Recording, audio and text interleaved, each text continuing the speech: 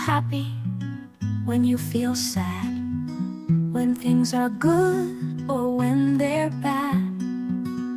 You can always talk to God in your heart or with your words.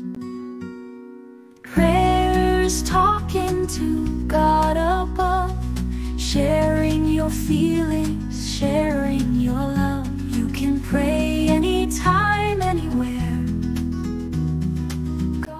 So, in behalf of Priya Center, I would like to say thank you very much sa inyo sa patuloy po ninyong pagtulong sa mga bata.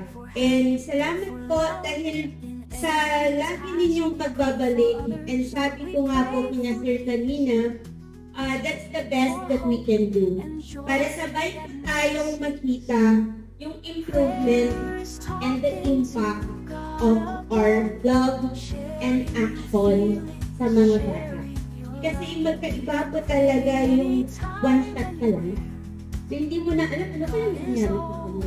Pero the more na nakikita po natin, the more na nakikita natin yung satisfaction, and then nakikita natin ito yung impact na ginagawa ng inyong organization. And again, maraming salamat po. Pero po, marami po tayong ihanda dito. Pero alam niyo po ba kung ano yung best gift po ninyo ngayong araw sa kanila?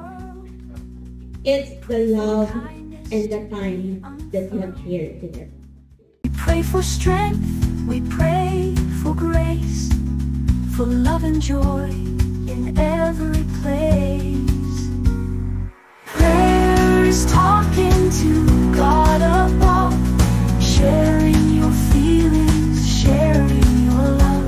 You can pray anytime, anywhere. God is always listening, always there. How to pray with your eyes closed tight, or with them open, if that feels right.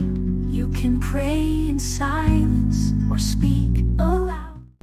Oh Lord, then we shall abide as we come thy mountain for Christ our God. Amen. Thank you, Lord, at the start of your day. Then talk to him, share what's on your mind. He's always listening, gentle and kind.